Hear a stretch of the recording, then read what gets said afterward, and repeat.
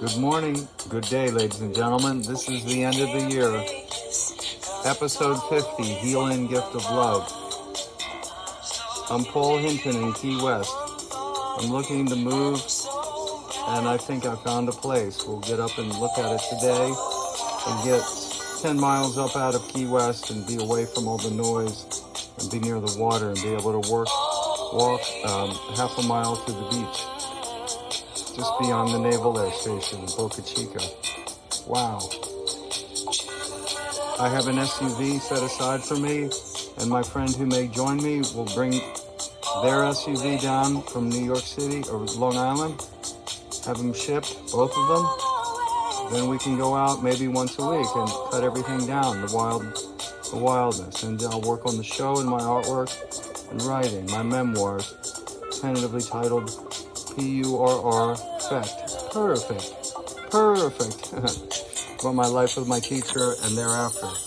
And the disappointment I felt within myself for having judged myself so harshly and being unwilling to forgive myself such that I nearly died. I wished myself dead after I was reckless with resources and had chosen people that were poor choices. This is Love Always, Lisa Shaw playing. Time to put on the meditative music. This is Love Always, Lisa Shaw, Love Sonic from YouTube. Now let's go back to Stephen Halpern. For the regular viewers, you know that what that sounds like. Or perhaps today we'll play IASOS, Yasos. So let's get that on, because he has some amazing meditative music and it will soothe me. I just returned from the VA Naval Clinic and was judged perfectly healthy and fine in every way. And as a last resort, if I need to use VA subsidized housing, as I'm searching to get approval for a grant for assistance to alter my housing because I can barely walk because of the leaking wound. Well, that doctor helped me tremendously. His name is Dr. Milkby in Key West, and I love the fact that within 10 minutes I had everything I needed. So that was a nice feeling. And for some reason, everything is going very well. Now, why? Why did things start turning around for Paul Hinton? He stopped indulging himself in things he shouldn't, like alcohol. I still use medical marijuana as a legal resident of Florida, using it. That's fine. CBD oil I'm out of right now, but we'll get some more. As I said, I have a small VA pension from being judged disabled and having served during wartime. So things are looking up. But my prayer, intentions, affirmations, visualizations, and actualizations were manifesting such that my companion found over next to his car, I was praying for him like this. Well, this is how I pray for myself and my friends. God, dear God, or I say Jesus Christ, Son of God, or I say God, or God Almighty. Jesus Christ, Son of God, please have mercy upon me, a sinner. And I repeat it 3 times for the past, 3 times for the present, 3 times for the future. And then I do one for each of my friends and family and those I care about. So for instance, if I wanted to, let's just say my companion's name was Ron. Let's say that, dear God, Lord Jesus Christ, even if he's not a Christian, I still praying to God and the energy of light and love, the mind of clear light, the divine composer. I'm saying this, very simple. This is from the Mount Athos type of a prayer from the Orthodox Church, where the monks are. They sit and do this all day long, perhaps saying it 1,000 times in a week about themselves. Jesus Christ, Son of God, please have mercy upon me, a sinner. And they just keep doing that as a meditation to humble themselves and express gratitude and seek to make amends with that which gave them their wonderful life. And that's important. Prayer. Then through prayer, you find the proper wording of the mission statement of your intention. The mission statement, as in the military and a Ranger operation order, has the 5 W's: who, what, who's doing it, what you're doing, where you're doing it, why you're doing it, when you're doing it, 5 W's, and how you're doing it in an H. That's the mission statement. The first paragraph is of a 5-part Ranger, U.S. Army Ranger operations order. The 5 paragraphs are situation, mission. I just explained to you a mission statement is short, as the 5 W's and H. How, who, what, where, when, why, and how. For instance, Paul Hinton will depart his present residence and move into a place no later than 15 January and be able to pay for it and secure, or no later than the 1st of January. We may be able to go right in there by the 1st, which is the actual goal. No more delays. Then we'll have peace and harmony among the household here in Key West, where I have been invited to stay in a paradisical small house with men who never asked me for anything and let me stay for free. Once I had colorectal cancer diagnosis, 2 years of hell, and 19 months of being barely able to walk, and 178 days in the hospital at Miami with about a dozen trips in which I couldn't drive, and sometimes I'd had to take the Greyhound and then take a taxi to the hospital and get a hotel up there, or other times my companion here at the house has his ex-companion driving me because he's a better driver than my companion, who doesn't like driving to Miami. It's very hard for him. He never learned how to drive, never needed to in those kinds of cities. And so I had people helping me tremendously, and I'm very, very, very, very grateful. And I want to move out to give them some breathing room. We didn't have a Christmas party or Christmas tree because, well, why don't you take a look at the living room? You see, look, this is my stuff. I'm in the middle of the living room in front of the front door, and there's 3 bedrooms, and my companion's bedroom has his collections and things. It's a tiny bedroom, and then the other 2 have their bedrooms, and I'm in the living room so that when somebody comes to the house to visit, for a drink or to meet, they have to go into the bedrooms of my friends here, and they don't really want to sit here while I'm sitting here half naked in the heat, leaking out of my left buttock. So this is the scenario. So we're trying to solve the problem with prayer, intention, affirmation, affirming the intention, visualizing, and praying to God, and knowing that if you prayed sincerely with the right sincerity and you've asked to be forgiven, you went through the Lord's Prayer, then you can act upon that intention and have the divine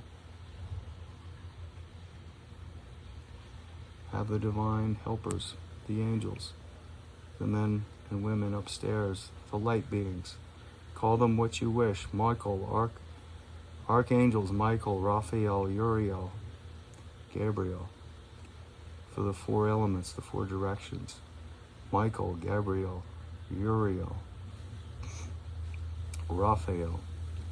These are beautiful metaphors for beings or energies that are positive and the opposite of quarreling and fear. You must be fearless if you're going to be happy. Why are you fearless? Because you love something with all your heart and all your soul.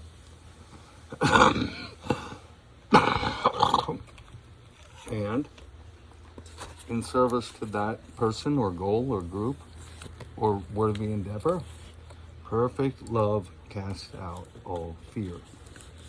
If you have no altruistic intention to help others, pardon me, I have had the wrong, I know you see me smoking, but I use an asthma inhaler. I had the wrong inhaler, and I've had a dry cough. I just finally got some cough syrup, and a new inhaler's on the way, the one that I need. Okay, we're going to do readings today from Heart Essence of the Quandro. Okay, there's the book. This is by Yogzen Lopon Tenzin Namdak Rinpoche. See his name at the bottom. He's since passed away. His picture's on the back. Whoops, I got some pastel on his face. Okay, there we go. Okay, and this book is from the Ligmincha Institute. When he was alive, he came to the Charlottesville area to Tenzin Wangyal Rinpoche's Ligmincha, Ligmincha, south of Charlottesville, at their retreat center, and gave teachings. And he was Tenzin's teacher, who's the only Bonpo Lama in the United States, at least when he first arrived in '92. And he went to Richmond to lecture from Charlottesville area without having more than his rental house. I joined him there for meditations, and then they ended up with a fantastic retreat center. And as a matter of fact, my friend Tom Ringrose at the Gathering in Schuyler, Virginia, who passed away tragically of asthma attack suddenly in age 59 in 2005, had 1,000 people at his memorial party. He helped them find a place near his 40 minutes south of Charlottesville is where the Waltons were filmed in Schuyler. And Tom Ringrose, who was a channel, if you want to see more about Tom, look up Gathering, gathering.info. And you can see his artwork, and he channeled like Edgar Casey, and he was the one that said Charlottesville was the spiritual capital of the United States. And I made mention of how Tom was correct with his channeling. He told me the way would be made clear for Hillary, that's what the guides or the spirits were telling him. And then I didn't believe him. I said, what do you mean? This is before she was even announced running. And then the plane crashed. John F. Kennedy Jr., who was to run for Senate and would have run for president, and to investigate the murder of his father and uncle and Martin Luther King. And apparently Hillary Clinton and the Bushes may have been at Teterboro Airport. And anyway, see The Dark Legacy. Either find it on Rumble or YouTube or Brighteon, BRIGHT, Bright, EON, BrightEON.com. The Dark Legacy Parts 1 and 2 if you're interested about the demise of John F. Kennedy Jr. and why that did make the way clear for Hillary Clinton. So Tom Ringrose did channeling like Edgar Casey, America's Sleeping Prophet, who passed away in 1945, and said that Atlantis would start to rise in 67, 68. And as a matter of fact, off the Bimini Islands, a man that worked for the Florida, I think, Museum of Natural History, and was I forget his name at the moment. He discovered the Bimini Wall, which appears to have been from Atlantis, that it was visible, and that's what led John Lennon and Ernest Hemingway's brother Les Hemingway to get interested. And Lennon even bought property in the ocean.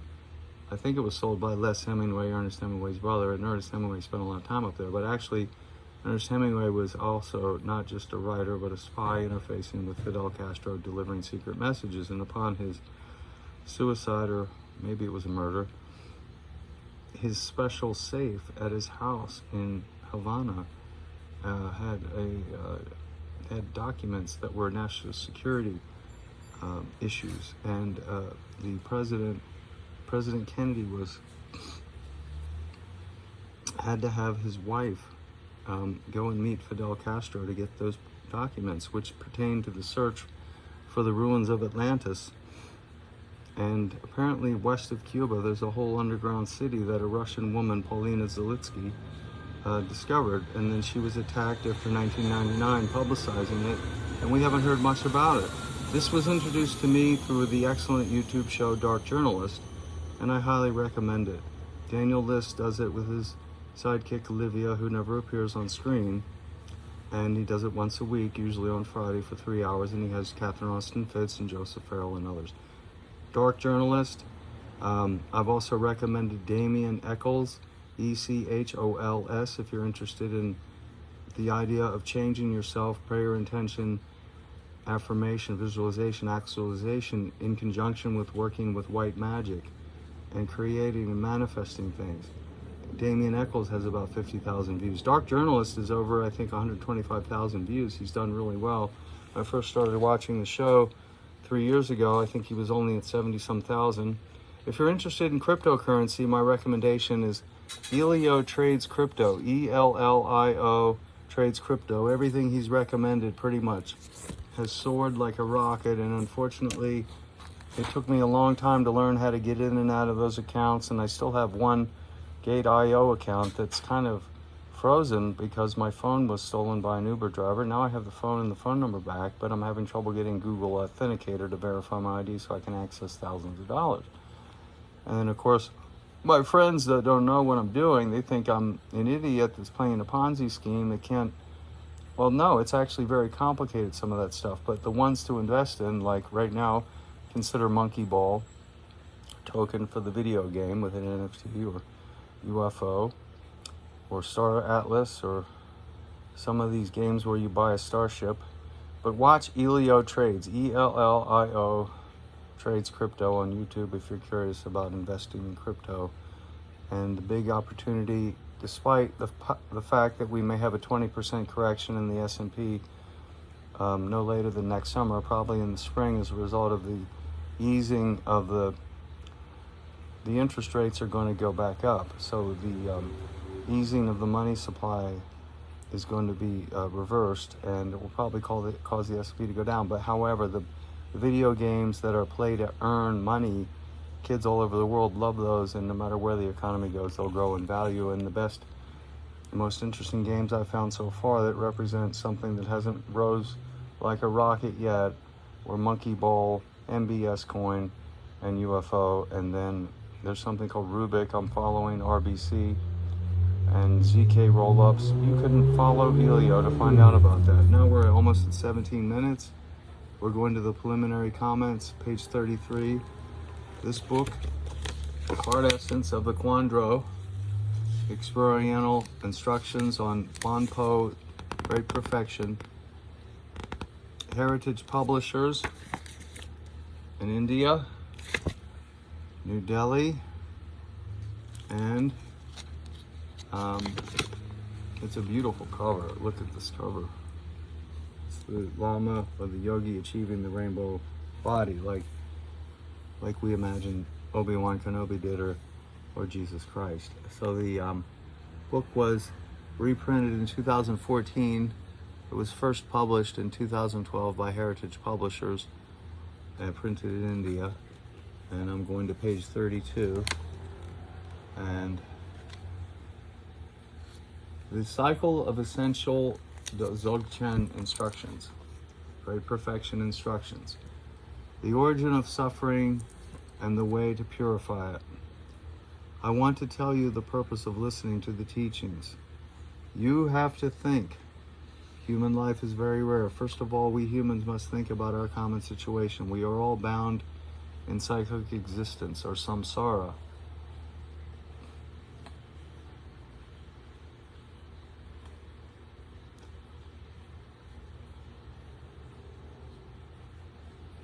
And anything in cyclic existence, or samsara, is always afflicted by miseries and sufferings.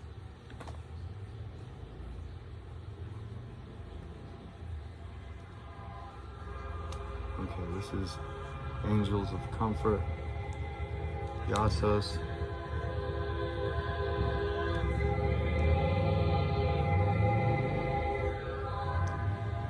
Let's not make it too loud. I've had earlier episodes when I first started, I made it too loud. I'm also having an art show in Charlottesville sometime after the holidays with my friend Aaron, Ashley Barber, Scala, and I was invited to stay if I need to with a friend in Richmond I've known a long time. And we catered together. We even worked in Washington, D.C. at like the National Gallery and these huge parties for 700 people, and you come out at 5 in the morning and you're in Washington, D.C. and you got to drive back to Charlottesville 2 hours. You worked 18 hours and you're going to make all this money, and now we can't find his car because he couldn't remember where he parked. It's easy to get mixed up in Washington, D.C. His first name is Brent, but it's nice of him to have invited me. And I'm contacting Art Wheeler, who's a pianist and musical genius of sorts in Charlottesville, to see if he would like to see me and come to the art show, and some of the others that I've met before. My friends I've been started to invite, even though I don't know the date. And it tentatively will be east of Charlottesville at Keswick in the horse country, near the small luxury hotel where I worked, that was started by Laura Ashley's husband, Bernard Ashley, after Laura Ashley died. It was $60 million invested in this old country club to make it a 48-room, state-of-the-art, small luxury hotel, like the highest, like Relais Chateau, or with a country club adjacent to it, with an indoor and outdoor pool, Arnold Palmer Golf Course, a community with lots, and then it's gated, and then a huge series of 6 or 7 rooms with 5 fireplaces going. When it's busy, when the hotel's full, there's 5 fireplaces that you can run. And you come downstairs from your $300 a night room, and I'd come up from the dining room and perhaps stoke the fire and serve you $20 port or $18 scotch, and they'd smoke cigars. And we'd had a lot of, Margaret Thatcher came there with National Review. There were a lot of things I did there that were fun, but the most fun I had was catering as a catering captain in all these amazing homes around Charlottesville, some of them designed by Thomas Jefferson himself. Maybe he designed about 10 to 12 homes, and they're beautiful. Charlottesville, the anagram for Charlottesville, heart, H-E-R-T, loves.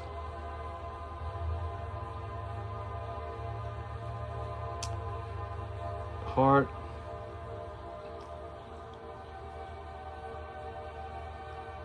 loves. L-I-T apostrophe L, little, like little Abner, C, where C is the grade a gentleman takes when he's wealthy, doesn't need to get good grades, and they call it a hook, and the hook is the nickname for Charlottesville, and that's the grade you get if you're one of those gentlemen, unscholarly types who just wants a degree and gets a C and takes it. And it's kind of a frat boy joke, but then the other hook reference is to how Charlottesville hooks people because it's so peaceful and enjoyable and beautiful. And so that's my goal, to eventually get a house there and a property. Perhaps get a property, 20 acres, build one house, sell it, build another house, sell it, take the profits, build a third house, put myself in it, and then if there's room to do a fourth house for more money, build a fourth house, but that means credit. But there's a way of, because of the demand for good housing, if you could get a great contractor, that you could have a house built on property. If it's done properly, sell it at a profit and then pay for your own house, and then not have to go into debt, except to get started at the beginning, pay off the debt. That's one of the goals.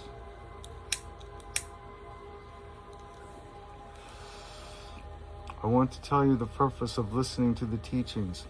You have to think. Human life is very rare.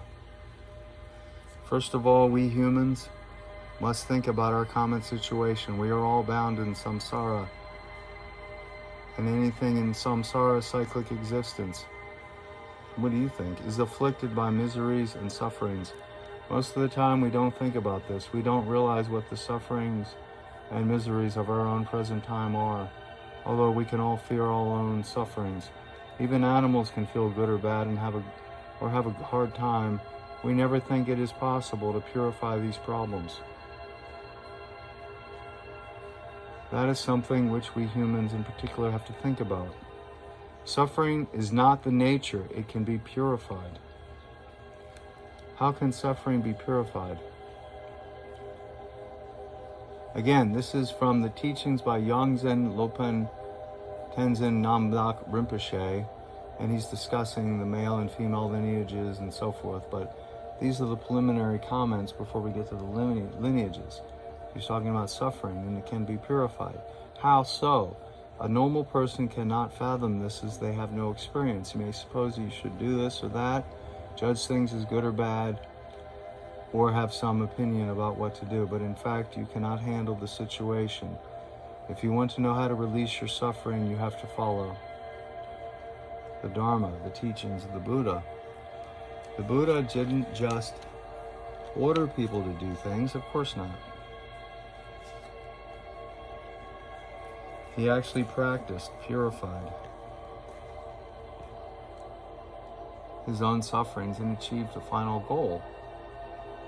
So his teachings and our messages about his experience, about what he did and how he achieved Buddhahood, this is what we call Buddha's teachings. How does suffering start? How does it increase? I have to tell you briefly, as it forms the first part of the text, every being is endowed with consciousness. There are many different types of consciousness, but in particular, there is one called, in the English translation of the Tibetan, Kunzi Namshi. It's spelled Kunzhi, capital Namshe. We're going to find out about what that means, and we can say that it is like a blackboard, because whatever we do not or we do, whatever we do or think, whether good or bad, is kept there, like a kind of trace. There's very many different types of consciousness. There's one called Kunzi Namshe, and what he's referring to, that like a blackboard, what we do is kept there like a trace or a drawing on a backboard. This trace is called the karmic cause. That's what Kunzi Namshi refers to. We speak about them usually, about how we would create them, where they are kept, how they produce results, and so on. You must understand these things first, and then you can think about how to purify them. If we don't talk about karmic cause, you might have some vague idea about it, or think it is something slight, which is easy to purify. But it is not easy to deal with, even though we can talk about it easily. I'm terribly sorry, ladies and gentlemen. I'm getting a lot of pain. I'm going to call this episode 50.0, the intro. We'll continue reading. This is 26 and a half minutes. Episode 50.1 will continue right here on page 34. And we'll go through this preliminary commentary once my pain has died down.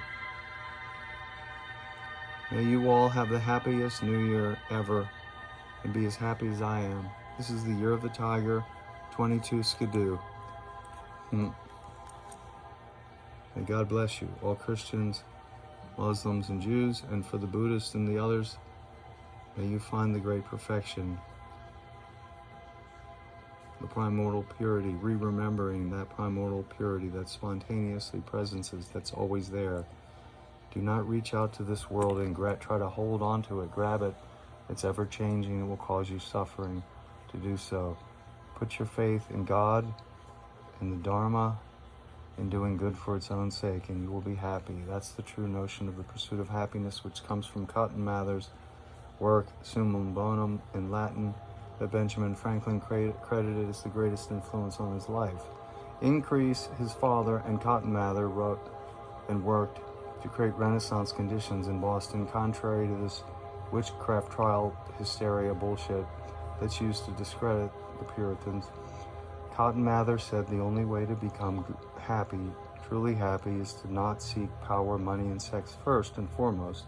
You may get all those things, but you put your service first, your compassionate wisdom first, and then you'll have self-respect because you did something. It's like the father or mother of a family.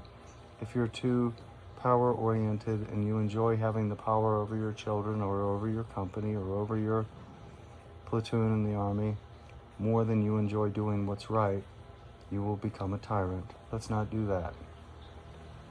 Let's dissolve the poisons of ignorance, forgetting who you are, the mind of clear light, the great perfection, experiencing in the mirror of your mind imperfect reflections of that great perfection, which are illusory from the intangible realm. We come and we draw the energy, the light and love, the consciousness, and we've already explained that the universe, according to the hypothesis, while a hypothesis within scientific method needs to be relevant, consistent, self-consistent, concise, relevant, self-consistent, and concise, have explanatory and predictive power, and be verifiable. That does not mean it's confirmed as absolute truth. A hypothesis is always tentative. It can only be disproven, not absolutely 100% proven. So they say within the scientific method. But we can examine the world and see that it's either designed or it exists to support life, and life supports consciousness. And the higher hypothesis would be that everything is conscious and everything is that one energy, and that the four forces in physics, the strong nuclear force, the weak nuclear force, the radioactive decay, And strong nuclear holds the nucleus together. Gravity, the third force, and electromagnetism are actually the same force, but they just haven't mathematically been able to unify it in a unified field theory. Although my friend Sean David Morton believes he can explain how that would be done with some help from some of his esoteric connections within the secret space program. And he's written Sands of Time that talks all about it. His fourth book is coming out, Time Runner, and I applaud him. Watch him when he comes back on the air. We did the show for 10 years, A Strange Universe. Since 2010 for 7 years. He did it and hosted the show. I gave him money and became the producer of the supporter, and then I would call in and be able to call in and give commentary like this, and that's over time I learned to become more confident like him. He's incredibly confident, like Rush Limbaugh kind of confident, maybe too confident. All right, that's enough of that. So the hypothesis that the universe exists, why does it exist rather than nothing? There is a series of necessary reasons, but there's also sufficient reasons. There are reasons that are sufficient, and then there's a necessary reason, and it's believed, according to Gottfried Wilhelm von Leibniz, one of the greatest universal geniuses in human history, worked for the House of Hanover, did the genealogy that gave him the throne, and then they blackballed him and buried him in an unmarked grave because they didn't want his student Sophie coming over to be queen, interrupting the imperial predator British Empire imperial project of the Invisible Empire of Financiers transferred from Venice to Amsterdam to London, having originated in Babylon and moved to recentered in Rome after Alexander the Great destroyed the evil empire of the time. It was reestablished in Rome. The empire, especially with Julius Caesar and Mark Antony making the arrangements for Egypt to be the breadbasket of Rome. And then thereafter, the Vatican remains the Pindar, the pinnacle of the power. It's above London, and London's above Wall Street and the Invisible Empire. And the Jesuits supposedly started Freemasonry or intervened into it to control Protestants. Freemasonry is actually controlled at the highest levels by the Jesuits. It all interfaces, although they appear to be opposed.